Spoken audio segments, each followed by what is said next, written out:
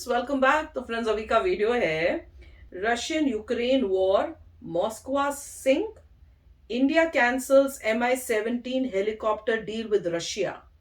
तो देखते हैं, वीडियो शुरू करते हैं। वीडियो शुरू करने से पहले अगर आप चैनल पर नए हो और आपने अभी तक सब्सक्राइब नहीं किया है तो जल्दी से पहले सब्सक्राइब के बाद नो बेल आइकन को क्लिक कर लो ताकि आपको हमारे सारे न्यू वीडियोस के नोटिफिकेशन मिल जाए जैसे हम अपलोड करें। अगर आपको वीडियो पसंद था प्लीज लाइक एंड शेयर। चलिए शुरू करते हैं। जय हिंद। देखिए किस तरह से रूस का इतना बड़ा जंगी जहाज मॉस्कोवा डूब गया जिसके अंदर परमाणु हथियार भी रखे थे और परमाणु हथियार समुद्र में चला गया। चिंता इस बात की नहीं है क्योंकि ये रूस का डूबा है। मेनली हम लोग का भी जितने हथियार है ना उसमें 80% रूस के है। हमारे जो तेग तरकस त्रिकन श्रेणी के जितने भी तलवार क्लास के जो पानी वाले जहाज बनाए गए हैं, जो डिस्ट्रॉयर बनाए गए, वो रूस से आए।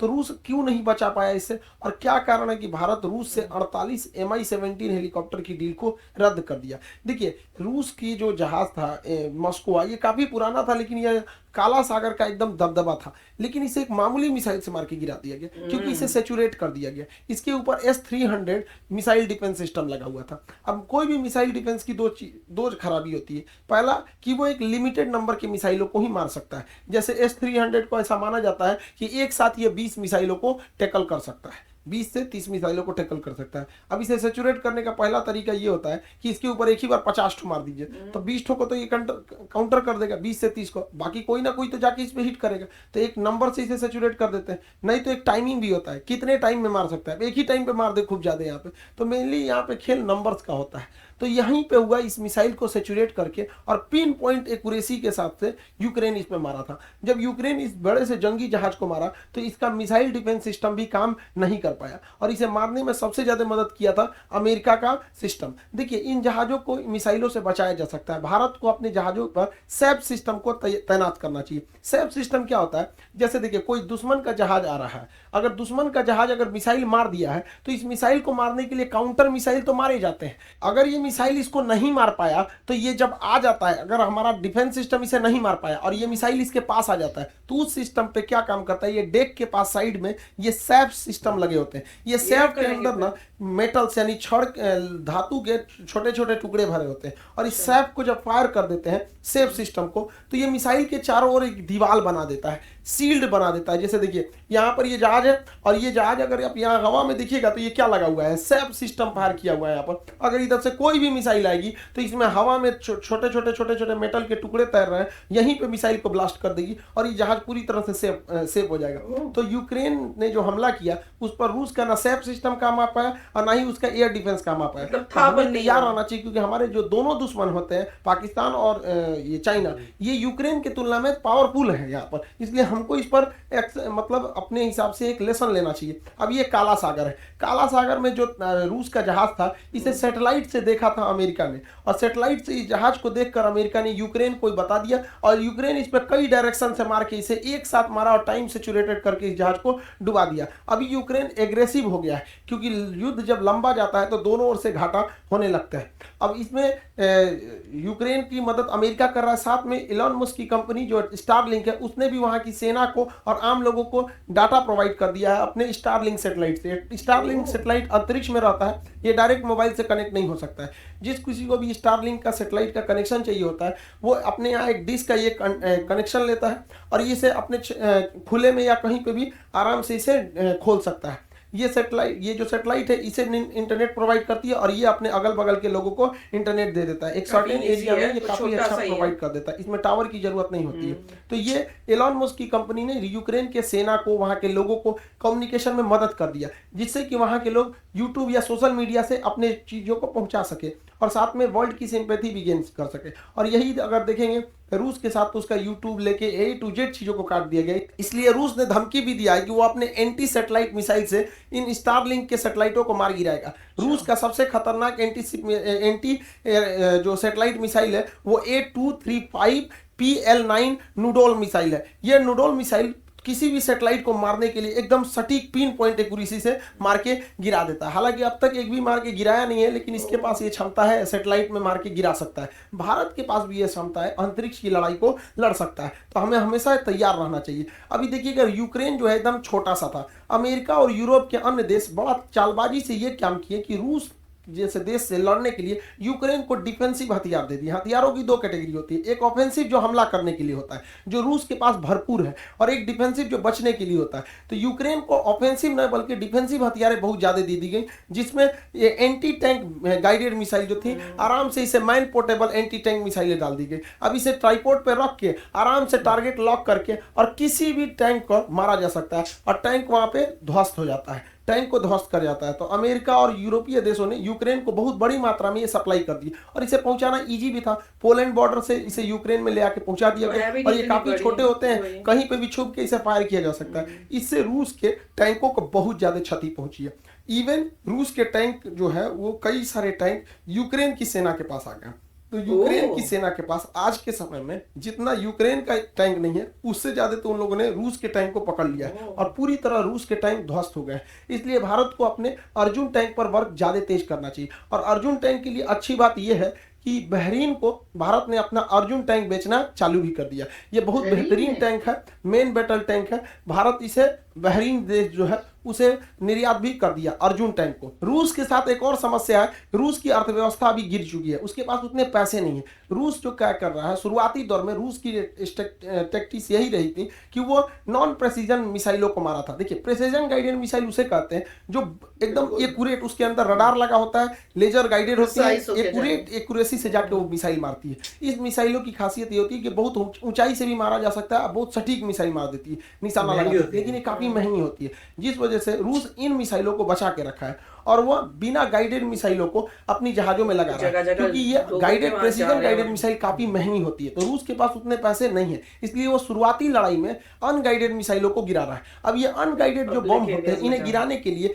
नीचे आना पड़ता है, क्योंकि बहुत हाइट से अगर गिराएगा ना तो इधर उधर लग जाएगा। इसलिए देखिएगा, यूक्रेन में कई बार रिहायशी इलाका में जो नॉन मिलिट्री वाला एरिया, वहां पे भी बम गिर जा रहा है, जिसका रीजन है कि नॉन प्रेसिजन गाइडेड बम गिराए जा रहे हैं। अब इस बम गिराने की सबसे बड़ी खराबी होती है कि जहाजों को नीचे आना पड़ता है, और जैसे जहाज नीचे आते हैं तो मैन पैड, ये जो जहाज, ये लॉन्चर का जैसे होता है, इसे मैन पैड बोलते हैं, ये आराम से इसे हिट कर देता है। यही वजह है कि रूस का सुखोई जैसे विमान भी और बेहतरीन एलिगेटर और एमआई जैसे हेलीकॉप्टर भी इन मैनपेड हथियारों के शिकार बन गए, और इन मैनपेड की अमेरिका ने पूरी तरह भरमार लगा दी है। अब इनके पास पैसा बचाने के लिए ये बिना गाइडेड बम गिराएंगे, जैसे नीचे आएंगे ये मैनपेड से इनको मार के गिरा देंगे। आज के वक्त में यूक्रेन के पास एंटी टैंक और मैनपेड की कोई कमी नहीं है, इसलिए रूस की वायुसेना भी अब उधर जाने से कतरा रही है। भारतीय सेना को भी मैनपेड की बहुत ज्यादा जरूरत है। मैनपेड से बचने के लिए फ्लेयर गन छोड़े जाते हैं। फ्लेयर जो होते हैं, ये देखिए, मैनपेड जो होता है मेनली इंजन की गर्मी को देख के पहचानता है, तो ये लोग क्या करते हैं, फ्लेयर छोड़ देते हैं पीछे,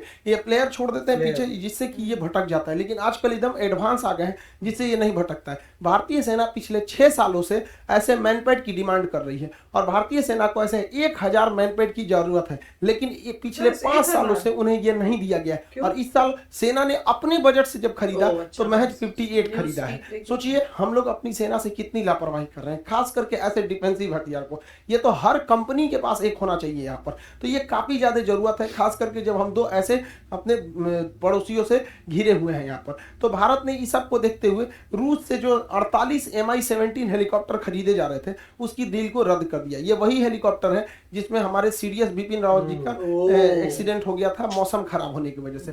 इस डील को रद्द कर दिया गया। इसमें अमेरिका काफी खुश हुआ है, उसे लग रहा है कि अमेरिका के दबाव में भारत ने रद्द किया, लेकिन ऐसा बात नहीं है। इस हेलीकॉप्टर को बनने में 6 साल का टाइम लगने वाला था, और 6 साल में मोदी जी का पूरा प्लान है मेक इन इंडिया, इसलिए 6 साल के अंदर भारत अपना खुद का मल्टी रोल हेलीकॉप्टर बना लेगा जो Mi-17 को रिप्लेस कर देगा। इसे बनने में भी 6 साल लगेंगे, तो भारत सरकार ने भी कहा कि भाई आप दीजिएगा 6 साल में, उससे अच्छा 6 साल में हम बना के रेडी कर देंगे। डिजाइन इसका अवेलेबल है, बन चुका है, बस इसके इंजन की देर है। अब इंजन फ्रांस से आएगा या फिर रूस से ही इंजन खरीदा जाएगा, तो ये देखने वाली बात है। लेकिन मेक इन इंडिया के तहत 6 से 7 साल लग जाएंगे इन हेलीकॉप्टरों को बनने में। भारत रूस और यूक्रेन विवाद में काफी सूझबूझ से कदम रख रहा है। वो ना तो रूस की ओर जा रहा है और ना ही अमेरिका की ओर और यूरोपीय को, क्योंकि भारत को हर ओर से ज्यादा जरूरत है, इसलिए भारत को दूसरी की लड़ाई में पड़ना ही नहीं। अभी दुनिया के ज्यादातर देश अपने सामान को डंप कर रहे हैं, एशिया के लोग भारत में, और भारत से इस सामान को भेजा जा रहा है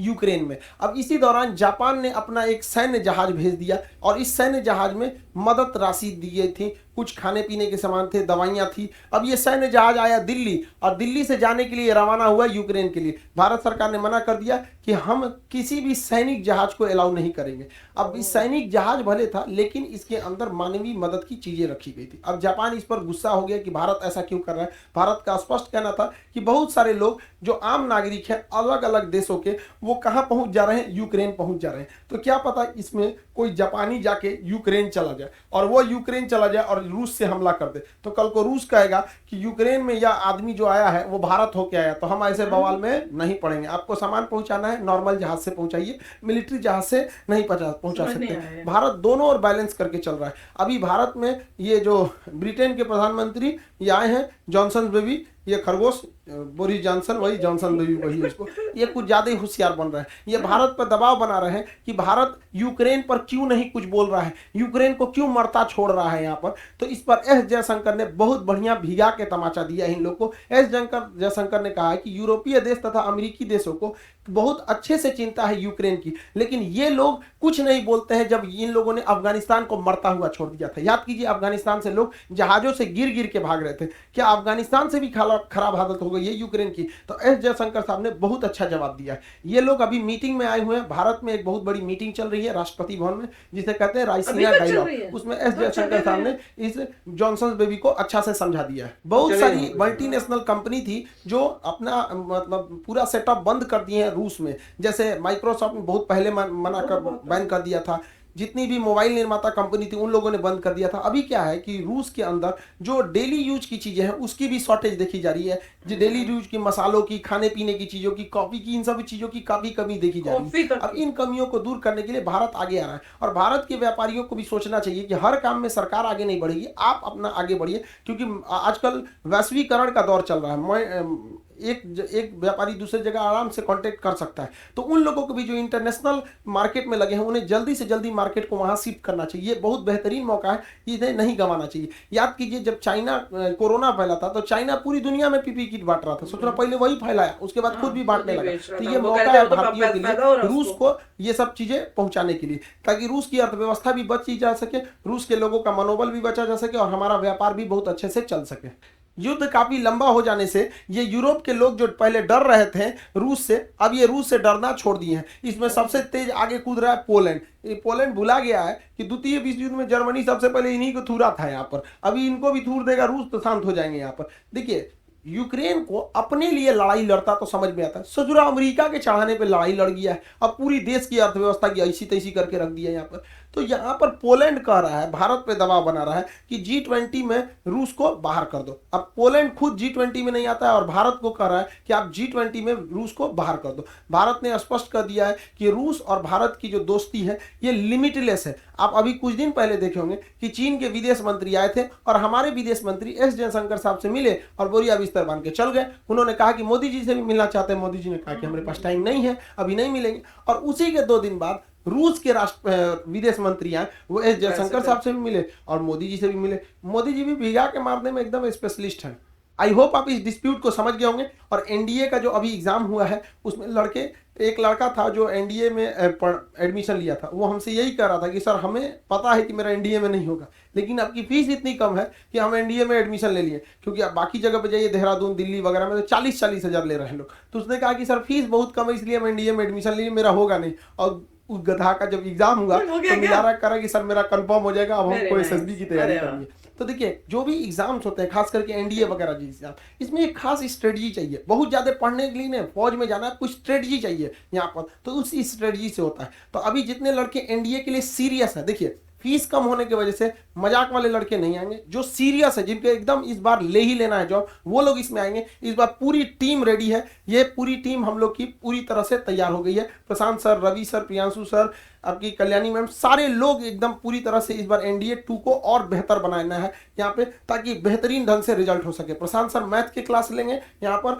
और प्रियांशु सर इंग्लिश के पूरे क्लास लेंगे। साइंस में रवि सर और हम दोनों क्लास लेंगे यहाँ पर। कल्याणी मैम करंट अफेयर लेंगे यहाँ पर। मैथ्स जो है अलग अलग सब्जेक्ट के यहाँ पर पीके सर भी क्लास लेंगे। पूरी टीम है जो एनडीए के लिए इस बार वर्क कर रही है। जो सीरियस लड़के हैं वही लेंगे।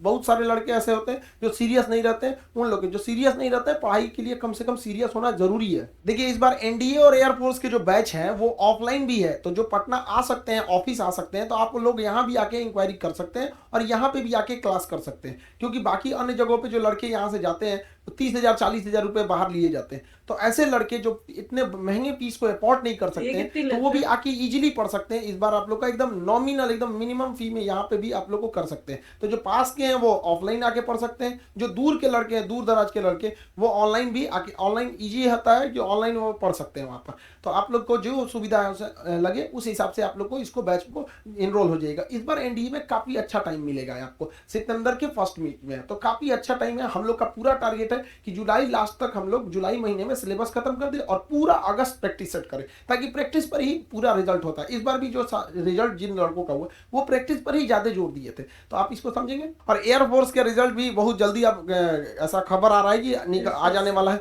तो एयरफोर्स का भी आपकी बैचेज आ गए हैं। एयरफोर्स, नेवी, कोस्ट गार्ड, ये सब के भी बैचेज आ गए हैं। उसके लिए भी आप लोग अब इनरोल हो सकते हैं। बिहार वाले लोग जो दरोगा का एग्जाम दिए हैं उन लोग के लिए अब फिजिकल के लिए बहुत आगे मेहनत करते रहिए, और सचिवालय वगैरह के भी बैचेज आते रहेंगे। आई होप आप इसे समझ गए होंगे। अब हम लोग नेक्स्ट वीडियो में देखेंगे कि पुतिन इतना शक्तिशाली कैसे हो गए और किस तरह से 15 देशों को मिलाकर यूएसएसआर बना, जो इतना बड़ा विशाल देश बना, और क्या कारण था 1991 में यूएसएसआर 15 देशों में टूट गया। इसको हम लोग नेक्स्ट वीडियो में समझा देंगे आपको। मिलेंगे नेक्स्ट क्लास में। जय हिंद। तो फ्रेंड्स, ओ माय गॉश, अच्छा ये जो इन्होंने बताया शिप के बारे में कि शिप पे अटैक है, तो काफी मेरे ख्याल से पुरानी बात हो गई है, क्योंकि बहुत पहले हमने ये न्यूज सुनी थी। तो वो तो है ही भाई, अब जब अटैक हो रहा है, रशिया अटैक करेगा तो वहां से यूक्रेन भी अपने आप को बचाने के लिए कुछ ना कुछ करेगा ही करेगा। तो वो वैसे, पर जब सुना था तो काफी शौक लगा था कि उन शिप भी डुबो दी, उसको इतना नुकसान कर दिया। पर ये भी बात ठीक है कि ये वो अपनी जो प्रिसिशन वाली मिसाइल्स हैं वो तो नहीं कर रहे। तो उस वजह से कितनी न्यूज आ रही थी कि जो पब्लिक एरियाज हैं जहाँ पे उन्होंने खास लिखा हुआ है कि भाई यहाँ पे आम लोग हैं, बच्चे हैं, वो हैं, वहां पे भी मिसाइल्स जाके जो है वो गिरी हैं और वहां पे सारों की डेथ हो गई। तो उसी से पता चल रहा है कि पैसे इतने हैं नहीं कि वो प्रिसिजन मिसाइल्स करें, और पहले उन्होंने यही सोचा होगा कि सस्ती वाली हैं तो पहले इनको यूज करते हैं। तो ऑब्वियसली उससे बहुत वर्ल्ड में बहुत उस टाइप से हुआ था कि भैया ये कर क्या रहे हैं, इनोसेंट्स को क्यों मार रहे हैं, उस टाइप से बहुत हुआ था। तो पर मैं तो यही कहूंगी कि भैया war is not a solution for anything.